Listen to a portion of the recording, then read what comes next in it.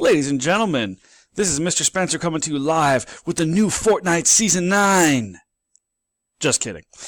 Today's actually going to be a little bit of reading.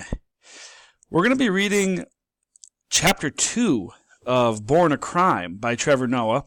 And this chapter really looks at how apartheid was created in South Africa and what it was like living under apartheid, especially with Trevor's mother, Patricia. And we get a sense of sort of what it was like growing up with her and how she was able to sort of maintain in a climate and in an environment where multi-raced families were not allowed in this particular region. So we're going to look at that. We're going to answer a few questions based on that information. So you see here, you have 3 questions today to answer.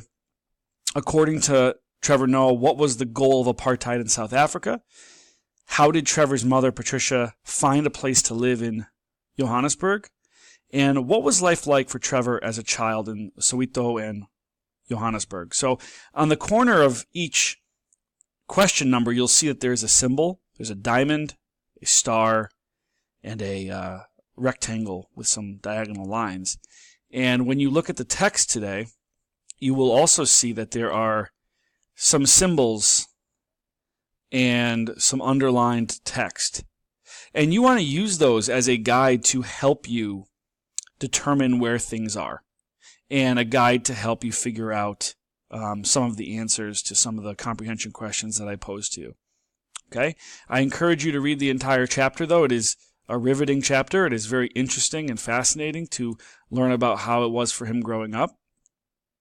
Please try to refrain from any Fortnite or videos in class that don't relate to our content. And if you have any questions, as usual, please raise your hand. You are expected to submit the assignment in Schoology at the very bottom where it says Born a Crime, Chapter 2 questions, submit here. Okay? If you have any questions, raise your hand. Thanks a lot.